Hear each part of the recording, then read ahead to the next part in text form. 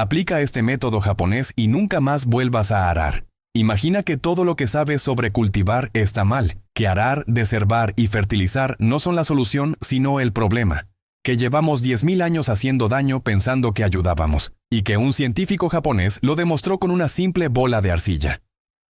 Punto 4. La adicción al trabajo, el dogma que todos creemos. Si tuvieras que describir la agricultura, la imagen en tu cabeza probablemente sea esta. Un campo marrón, limpio, recto. Surcos perfectos. Nada crece excepto lo que se supone que debe crecer.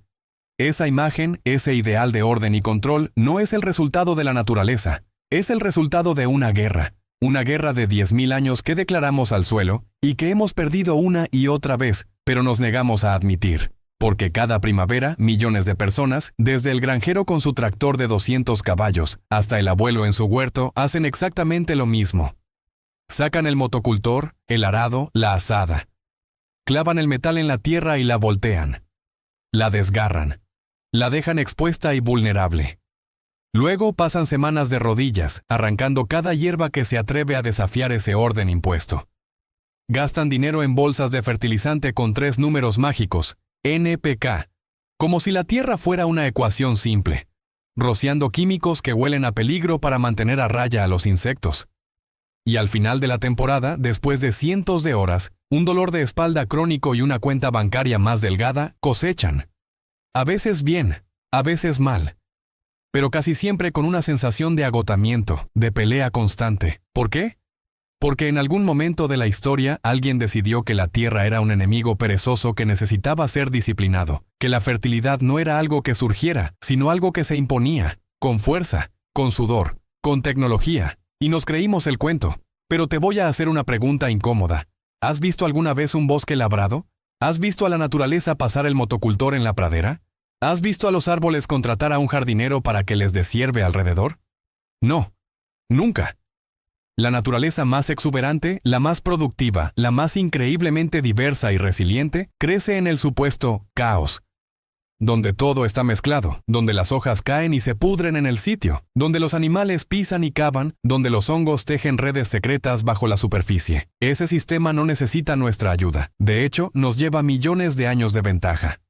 Entonces, ¿por qué insistimos? Aquí es donde se pone cínico, porque el ciclo de la agricultura moderna no es un ciclo de vida, es un ciclo de dependencia, un sistema perfectamente diseñado para venderte algo. Piensa en ello como el peor software que hayas instalado. La versión 1.0 era simple, planta una semilla, recoge comida. Pero luego, al arar, introdujiste el primer bug. Rompiste la estructura del suelo, mataste la vida que lo mantenía unido. Ese bug creó un problema: compactación, pérdida de fertilidad. La solución: un parche, fertilizante químico. El fertilizante alimenta a la planta, sí, pero también acidifica el suelo y mata más microbios beneficiosos. Nuevo bug. Aparecen plagas porque has creado un monocultivo débil y sabroso. ¿Solución? Otro parche, pesticida. El pesticida mata a los insectos malos y a los buenos, polinizadores incluidos. Bug otra vez. Las malas hierbas, ya que el suelo desnudo es una invitación para ellas. Parche, herbicida. Y así en un bucle infinito, cada solución crea la necesidad de la siguiente compra, del siguiente trabajo, de la siguiente intervención. Arado flecha necesita fertilizante flecha, necesita pesticida flecha, necesita herbicida flecha, agota el suelo, flecha necesita más arado para airear. Es una espiral descendente disfrazada de progreso. Y en el centro de este sistema no está la planta, ni el suelo, ni tu salud. Está la transacción.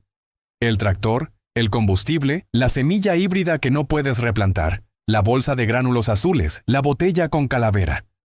Es un modelo de negocio brillante. Venderte la enfermedad y la cura, una y otra vez. Te han convencido de que la tierra es un paciente terminal que necesita tratamiento de por vida. Y tú, el agricultor, te has convertido en su enfermero exhausto y su cliente más fiel. Pero, ¿y si el paciente no estaba enfermo?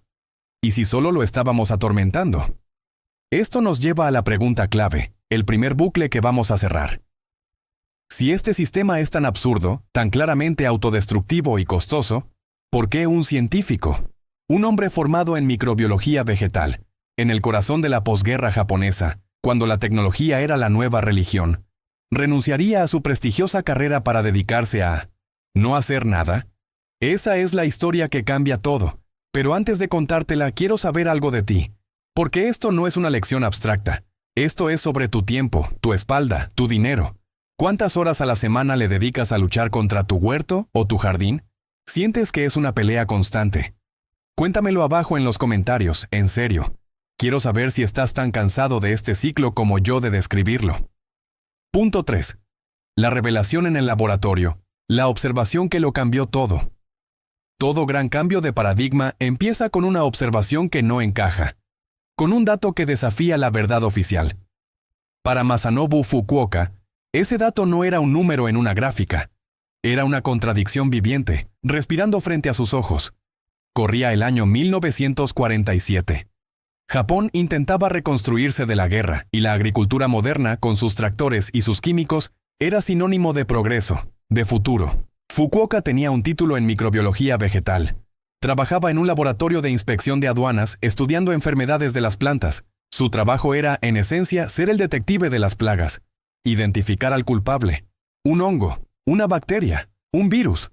Y su mundo era el mundo ordenado, controlado y enfermo de la agricultura industrial. Pero un día, saliendo del laboratorio, caminó por los campos de su familia y miró. Realmente miró. Vio los tractores arando, dejando un suelo negro y aparentemente rico. Pero se agachó. No había lombrices. No había ese olor a tierra viva, a humus. Era negro pero era inerte. Como un cadáver bien vestido. Luego observó a los agricultores, de rodillas en los arrozales, arrancando malas hierbas una a una bajo un sol abrasador. Y más allá, los camiones pulverizando los cultivos con los nuevos pesticidas químicos. Un olor dulzón y penetrante que lo cubría todo. Y entonces le llegó el primer pensamiento herético. No estamos alimentando la tierra. La estamos matando para alimentarnos de ella. La carrera de Fukuoka se basaba en una premisa. Las plantas se enferman, y nosotros encontramos la cura. Pero su mente de científico empezó a hacer una pregunta diferente, mucho más peligrosa. ¿Por qué se enferman? Volvió al laboratorio con nuevos ojos. Revisó datos, muestras, informes, y vio un patrón que nadie quería ver. Las plantas de los cultivos, aquellas que crecían en suelo arado, fertilizado y mejorado, eran pacientes crónicos. Siempre necesitaban algo. Un fungicida para la roya, un insecticida para los pulgones, un cóctel de nutrientes para no palidecer. Eran débiles, dependientes, como niños sobreprotegidos que caen enfermos ante la primera brisa. Luego pensó en los bosques que rodeaban su casa, en las plantas silvestres. ¿Cuándo había visto un rododendro silvestre necesitando una pulverización? ¿Cuándo había visto un bambú pidiendo fertilizante NPK? Nunca. Las plantas en la naturaleza crecían densas, vigorosas, resistentes. No había monocultivos, había comunidades. Y en esa comunidad, la enfermedad era la excepción, no la regla. La revelación fue tan simple como devastadora. No estaban curando enfermedades, las estaban causando. Cada vez que un arado rompía la tierra, no solo estaba aflojando el suelo, estaba destruyendo una ciudad subterránea. Imagina el suelo no como tierra sucia, sino como la metrópolis más avanzada del planeta.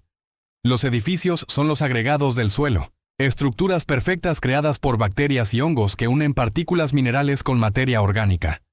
Las autopistas son los túneles de las lombrices que airean y drenan. ¿Y la Internet?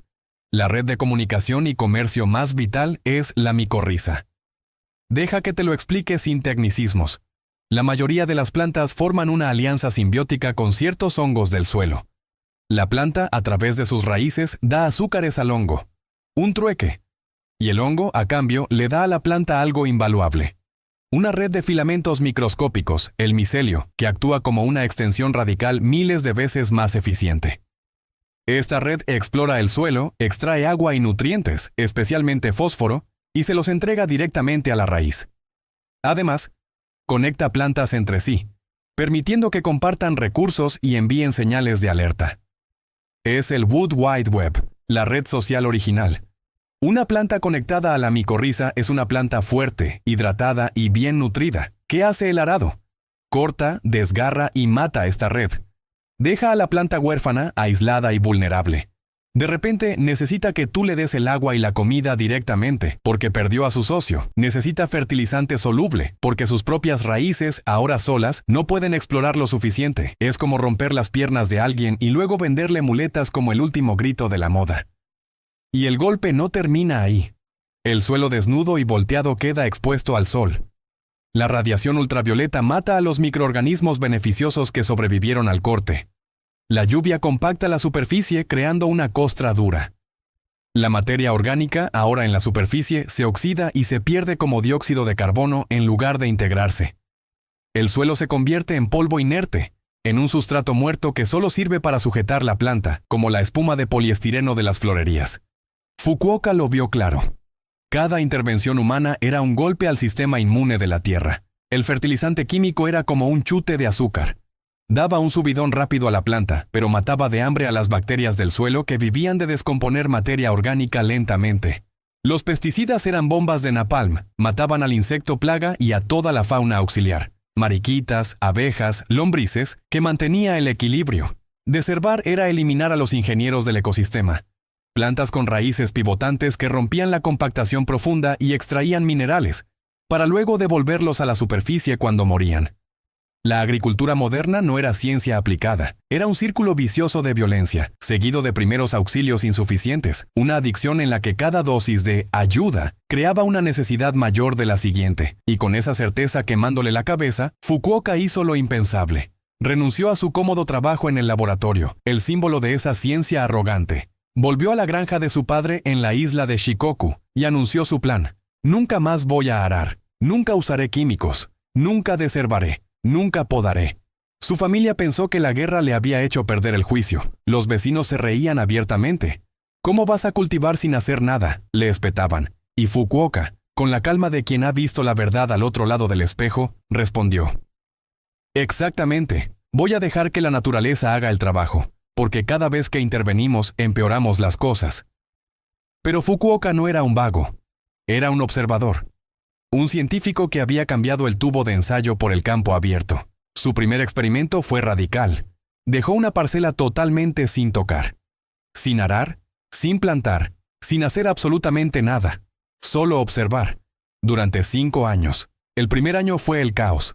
Las malas hierbas explotaron. El campo parecía un terreno abandonado. Las burlas de los vecinos llovían. El segundo año, los arbustos empezaron a colonizar el espacio. El tercero, aparecieron árboles jóvenes. El cuarto año, la diversidad era asombrosa. Decenas de especies de plantas, insectos, aves, interactuando. Y en el quinto año, Fukuoka notó lo extraordinario. El suelo, ese mismo suelo que antes era pobre, había cambiado. Estaba más oscuro, más suelto. Las plantas que él llamaba malezas estaban realizando una tarea invisible. Raíces profundas rompiendo la compactación. Hojas muriendo y creando mantillo, atrayendo insectos que traían nutrientes.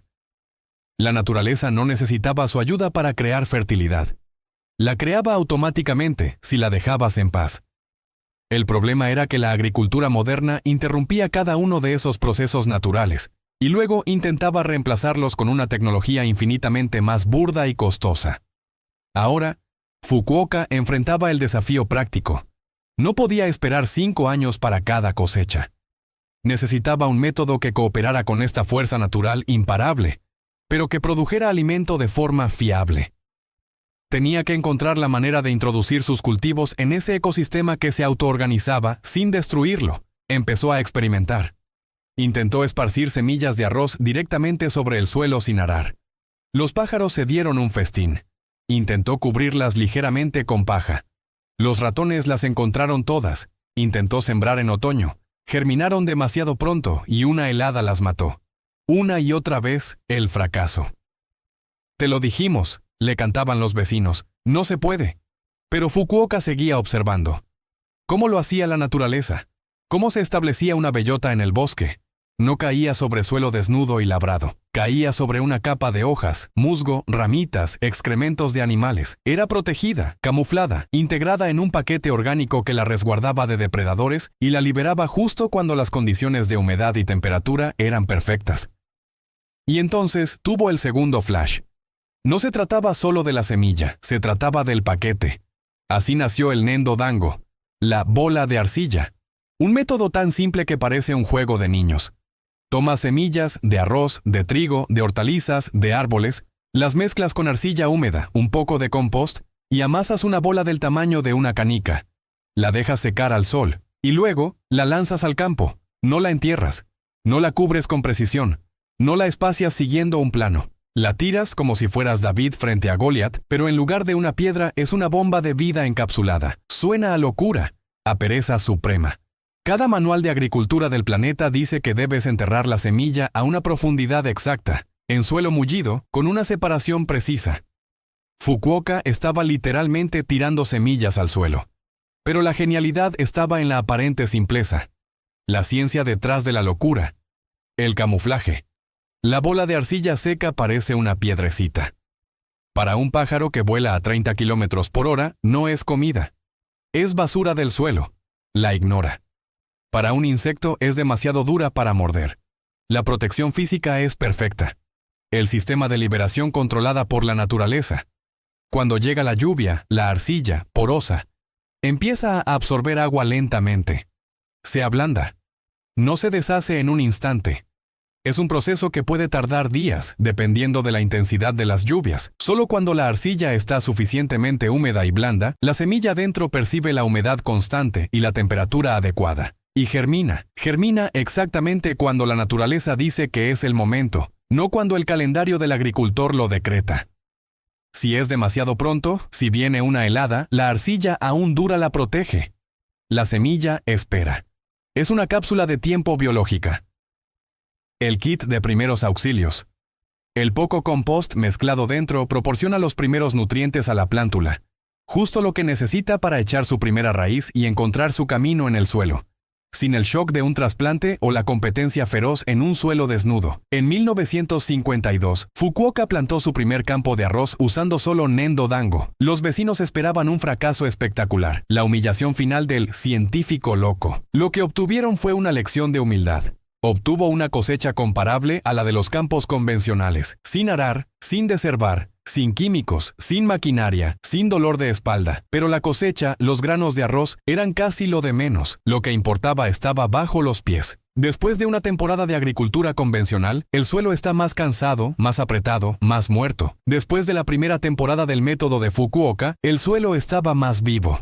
Los tallos de arroz cortados se quedaron como mantillo. Las raíces viejas se descomponían alimentando a los microbios. Las lombrices se multiplicaban en la oscuridad húmeda bajo la paja.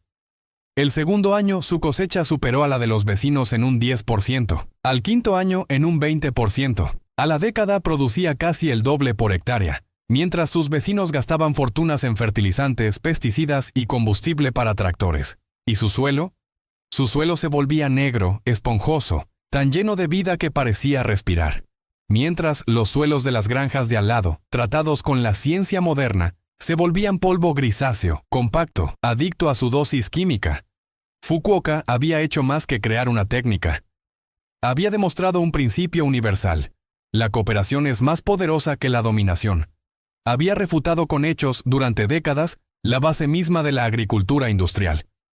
No con discursos, sino con campos verdes y suelos fértiles. Y esto nos lleva al segundo bucle narrativo. La pregunta que debe estar ardiendo en tu cabeza. Si esto funcionaba tan claramente, si los resultados estaban a la vista de todos, si era más productivo, más barato y regeneraba la tierra en lugar de destruirla, ¿por qué el método de Fukuoka no está en cada universidad agrícola? ¿Por qué no es el estándar mundial? La respuesta es la clave para entender por qué tú, probablemente, estás escuchando esto por primera vez hoy. Y es una respuesta que tiene menos que ver con la biología del suelo y más con la psicología del poder y los ceros en un balance contable. Pero esa es una historia para el siguiente apartado, porque lo que Fukuoka desencadenó no fue solo una revolución agrícola, fue una amenaza económica de proporciones billonarias, y cuando algo funciona demasiado bien y cuesta demasiado poco, el sistema no lo adopta. Lo ignora, lo ridiculiza o lo entierra. Si no quieres perderte cómo se resuelve esta parte de la historia, la parte sucia, tienes que suscribirte, porque lo que viene ahora explica por qué, a pesar de tener la solución en nuestras manos durante 70 años, seguimos aferrados al motocultor y a la botella de herbicida. Es la historia de por qué la dependencia es un negocio y la libertad, una amenaza. Punto 2. El experimento de la no intervención y el Nendo Dango. Ahora vamos a ponernos prácticos. Porque Fukuoka no se quedó solo en la teoría o en la observación pasiva. Tuvo que traducir esa epifanía en algo tangible, en un método que cualquiera pudiera replicar. Y ese camino estuvo lleno de fracasos que parecían confirmar la burla de sus vecinos. Después de sus 5 años de observación, sabía que la naturaleza creaba fertilidad por sí sola. Pero, ¿cómo insertar un cultivo de alimentos en ese proceso sin interrumpirlo? Su primer intento fue lo más directo posible: esparcir semillas de arroz sobre el suelo del antiguo campo, que ya tenía una cubierta vegetal diversa. Resultado: un banquete para los gorgojos y las aves. El 100% de la siembra desaparecida. No se rindió. Pensó que el problema era la exposición. Cubrió ligeramente las semillas con paja seca, un método tradicional. Resultado: los ratones de campo encontraron un buffet perfectamente señalizado y se lo comieron todo sin dejar ni rastro. Luego intentó jugar con el tiempo. Sembró en otoño esperando que las semillas aguantaran el invierno y brotaran en primavera. Pero algunas germinaron con lluvias tardías del otoño, y una helada temprana las chamuscó. Otras simplemente se pudrieron. 3 años, 3 fracasos completos. La presión era inmensa. La voz del dogma agrícola le susurraba, o más bien le gritaba a los vecinos: «Te lo dijimos, necesitas arar para enterrar la semilla, necesitas deservar para que no le roben luz, necesitas químicos para protegerla». Pero Fukuoka no estaba escuchando esas voces, estaba escuchando al bosque. Se sentaba horas a observar cómo una bellota, una semilla de arce, una baya, se convertían en un árbol sin la ayuda de nadie. Y lo vio. La semilla silvestre nunca caía en un lecho de siembra perfecto. Caía sobre un colchón de hojas podridas, entre ramitas, a veces envuelta en el excremento de un animal. No era solo una semilla, era un paquete de supervivencia. La naturaleza no confiaba en la semilla desnuda. La protegía, la camuflaba y le adjuntaba los primeros suministros. Ese fue el momento del eureka. El problema no era la semilla, era el empaque. Así nació oficialmente el Nendo Dango, la bola de arcilla. Un concepto tan radicalmente simple que desafía toda la complejidad de la agronomía moderna. La receta es algo que un niño de 5 años podría seguir. Consigue semillas, de lo que quieras cultivar. Mézclalas con arcilla húmeda, la que encuentres en cualquier riachuelo o banco de tierra. Añade un puñado de compost o estiércol fino. Amasa hasta formar una masa homogénea. Haz bolitas del tamaño de una canica o una avellana. Déjalas secar al sol hasta que estén duras como piedras. Llévalas al campo y lánzalas. No hay plantación, no hay surcos, no hay profundidad precisa, no hay espacio entre plantas. Solo lanzas las bolitas y te vas. Parece el colmo de la pereza, la abdicación total del rol del agricultor. Y sin embargo, dentro de esa simplicidad hay una sofisticación biológica e ingenieril asombrosa. Vamos a diseccionar la bola de arcilla como lo haría un ingeniero, para que entiendas por qué funciona donde todo lo demás falló. 1. La cápsula de supervivencia, el camuflaje y la protección física. Una semilla es un paquete de energía concentrada. Para un pájaro, un roedor o un insecto, es un snack perfecto. La arcilla seca resuelve esto cambiando por completo la percepción. Para el ojo de un gorrión, esa bola marrón y seca es indistinguible de una piedrecita. No es comida, la ignora. Para el escarabajo o el grillo, la dureza de la arcilla cocida al sol la hace imposible de morder. La semilla está literalmente encerrada en una bóveda a prueba de depredadores. La primera ley de la supervivencia en la naturaleza es no ser visto como alimento. El Nendo Dango cumple esta ley a la perfección. 2. El disparador biológico, el sistema de liberación controlada. Este es el corazón de la genialidad. En la agricultura normal, tú entierras la semilla y esperas que la humedad del suelo y la temperatura del aire coincidan para que germine. Es una apuesta. Si llueve poco, la semilla se seca. Si germina y luego viene una helada, muere. La bola de arcilla transforma al agua de la lluvia en un temporizador biológico. La arcilla es porosa. Cuando llueve, absorbe agua lentamente, desde la superficie hacia el núcleo. No se deshace en segundos. Este proceso puede tardar horas o incluso días, dependiendo de la intensidad de la lluvia. Solo cuando la humedad ha penetrado completamente la arcilla, ablandándola y creando un microambiente húmedo y estable alrededor de la semilla, esta recibe la señal definitiva para germinar. ¿Qué significa esto? Que la semilla solo germina cuando las condiciones de humedad son óptimas y sostenidas. No después de un chaparrón pasajero que luego se evapora. Germina cuando la tierra ha recibido una lluvia buena y profunda, la que asegura que habrá humedad en los días siguientes. Es la naturaleza, no el calendario del agricultor, la que aprieta el gatillo. Si la temporada es seca, la semilla espera pacientemente dentro de su cápsula, protegida hasta la próxima lluvia significativa. Es paciencia programada en arcilla. 3. El kit de emergencia, la reserva nutricional.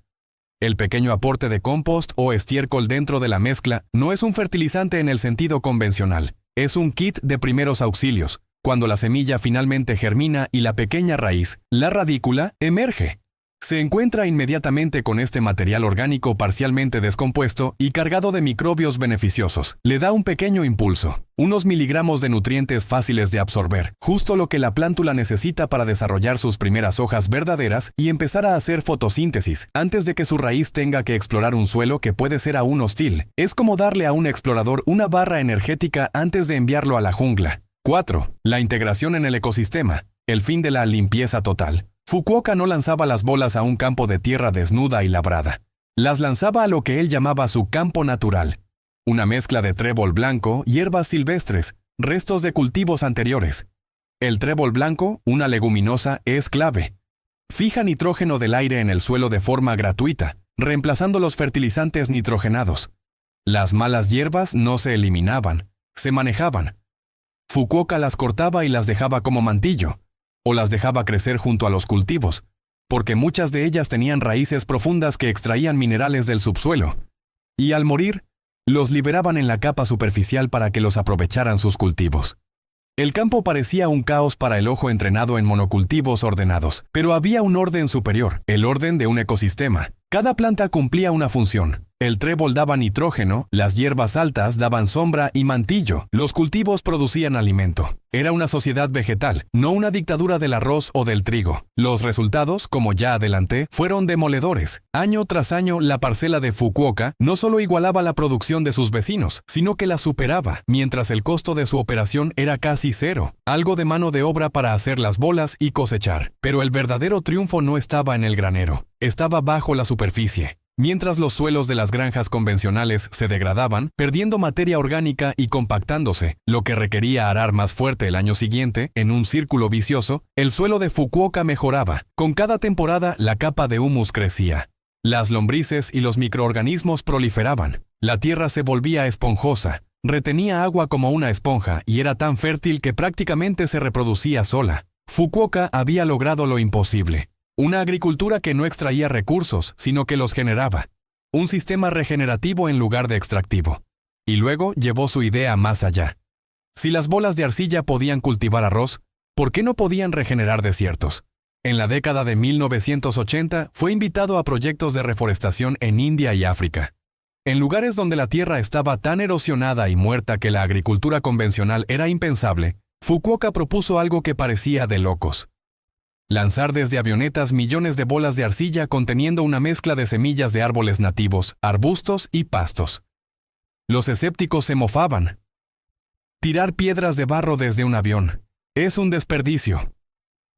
Pero 6 meses después, en zonas de Somalia y la India donde el suelo era puro polvo, comenzaron a aparecer manchas verdes.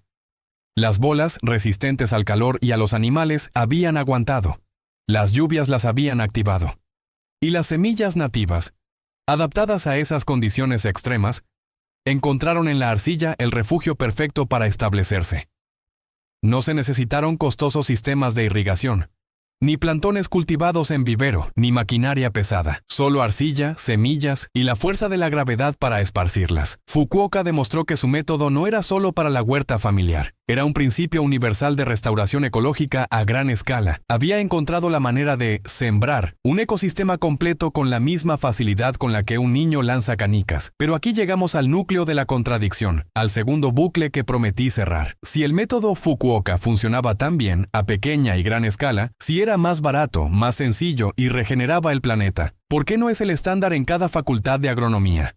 ¿Por qué no ves a los grandes agricultores usando bolas de arcilla? La respuesta es incómoda, pero necesaria, y tiene que ver con un concepto que no se enseña en biología, pero que mueve el mundo, el modelo de negocio. Piensa en la agricultura industrial como una suscripción, como un Netflix o un Spotify, pero para la tierra. Para que el sistema funcione, el cliente, el agricultor, debe necesitar pagar una cuota recurrente. El tractor no es una compra única. Necesita combustible, repuestos, revisiones. La semilla híbrida o transgénica no la puedes replantar. Debes comprarla de nuevo cada año.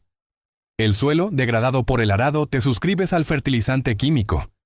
Las plagas, exacerbadas por el monocultivo, te suscribes al pesticida. Las malas hierbas provocadas por el suelo desnudo, te suscribes al herbicida. Es un ecosistema perfecto, de dependencia y gasto recurrente. Ahora pon en medio de ese sistema el método Fukuoka. ¿Qué necesita para funcionar? Semillas, pueden ser de tu cosecha anterior, gratis, o compradas una vez. Arcilla, gratuita, está en todas partes.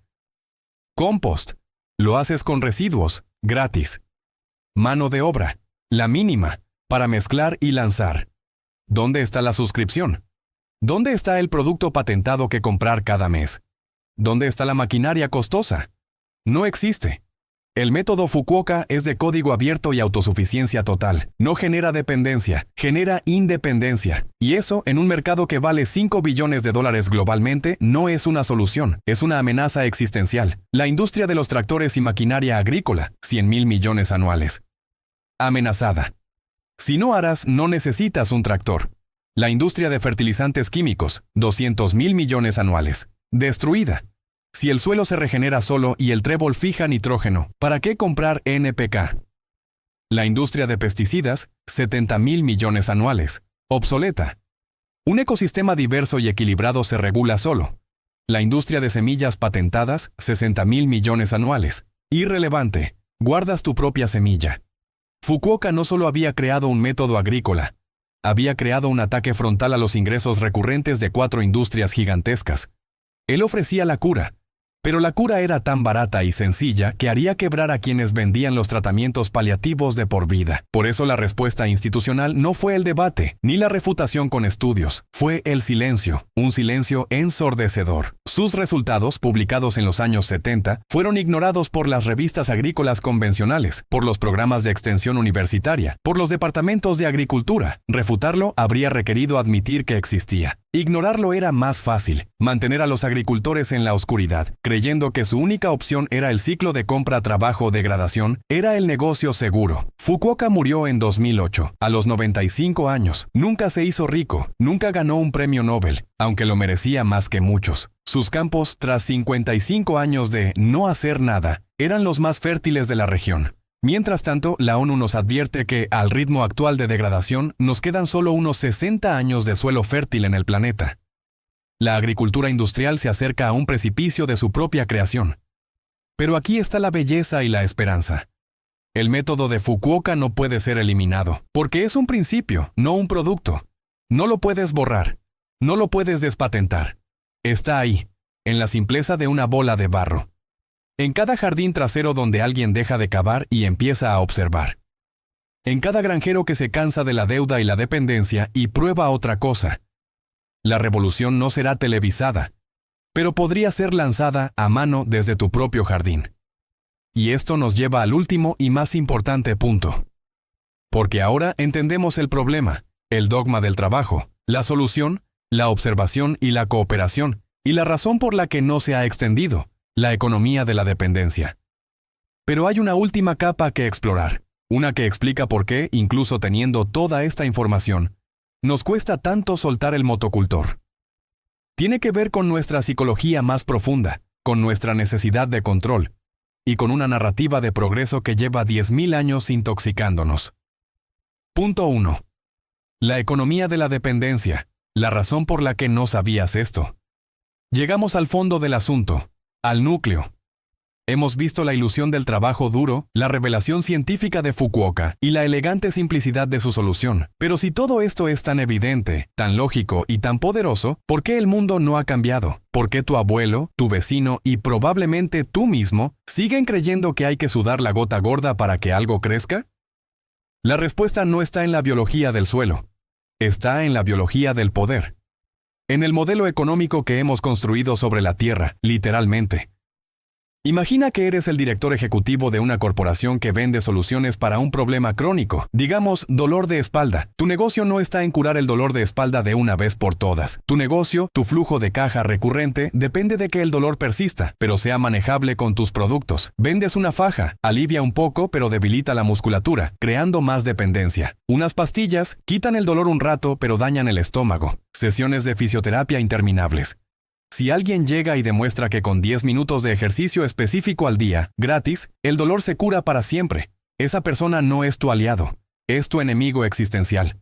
Harás todo lo posible por ignorarlo, desacreditarlo o enterrar su idea bajo montañas de publicidad de tus productos. Bienvenido a la agricultura industrial.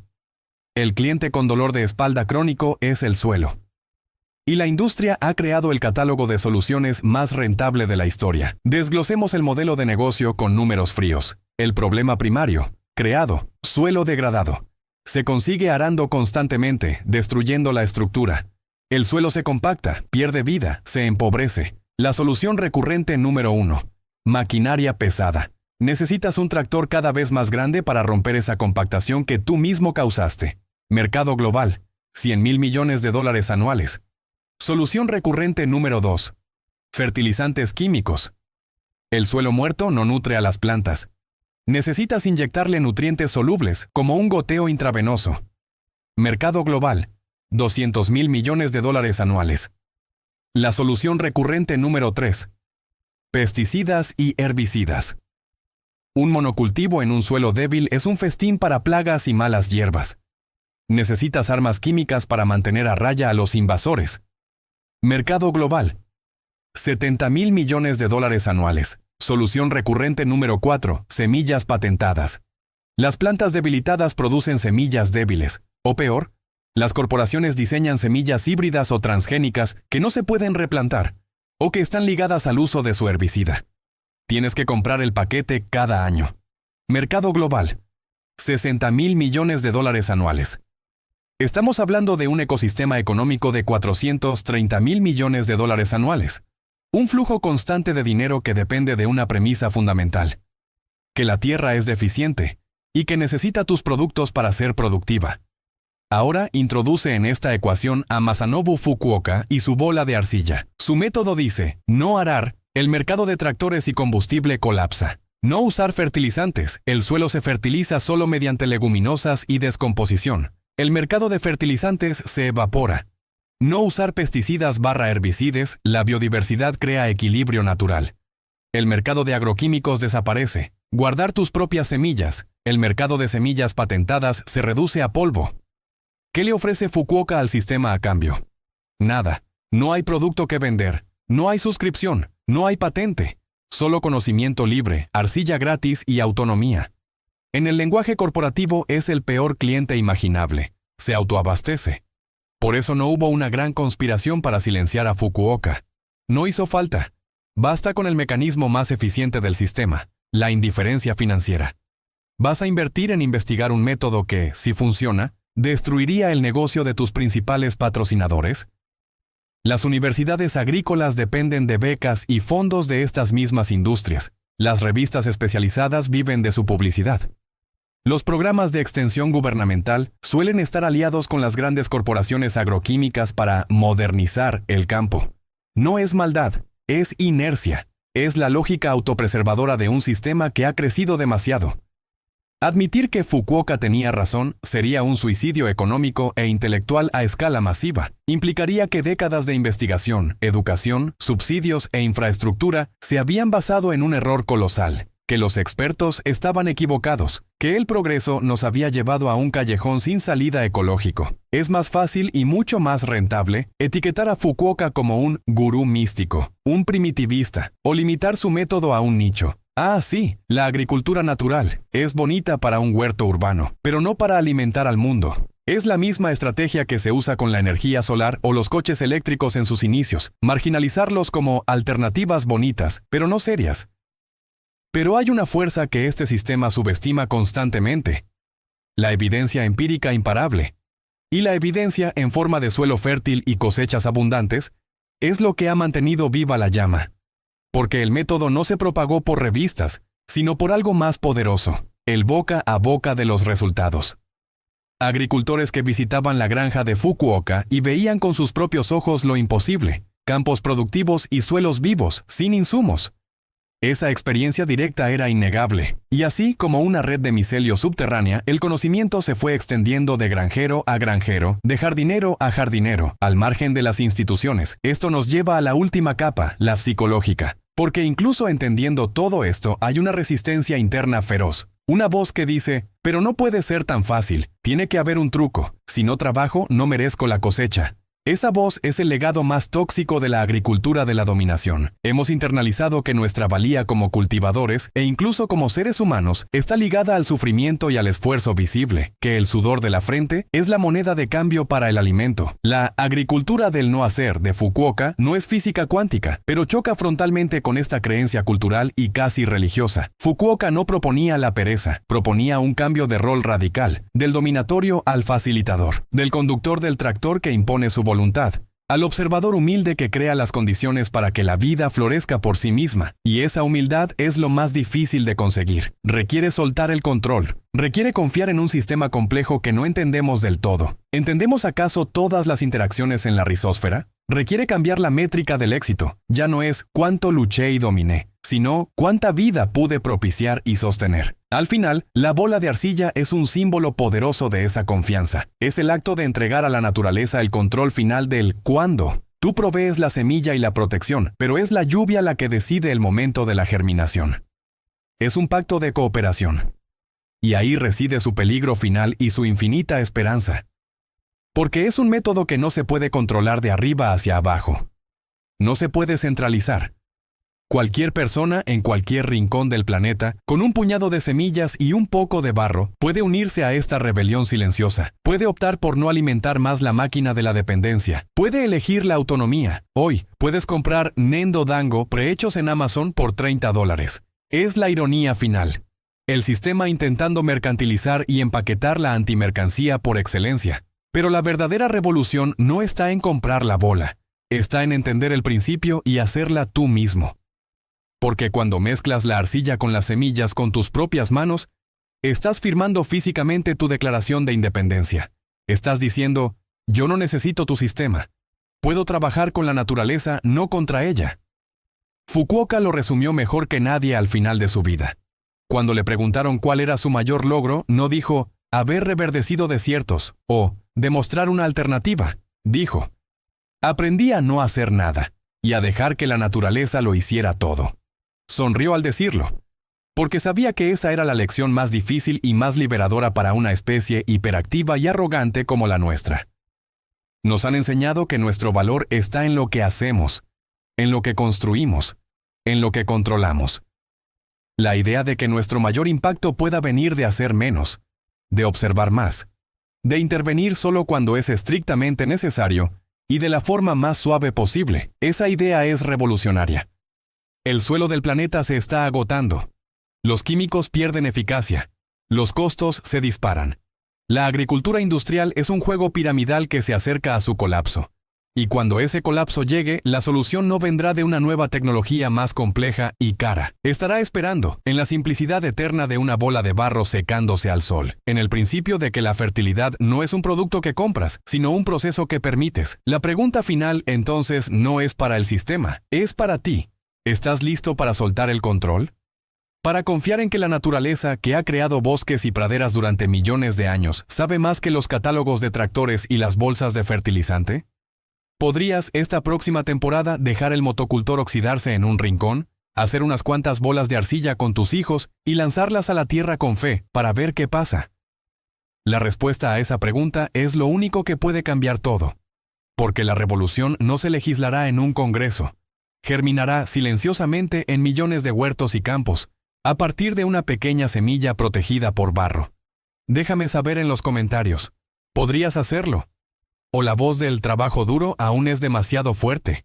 Y la próxima vez que veas un motocultor, recuerda, es un símbolo de la dependencia, pero una bola de arcilla es un símbolo de libertad. La revolución será lanzada a mano,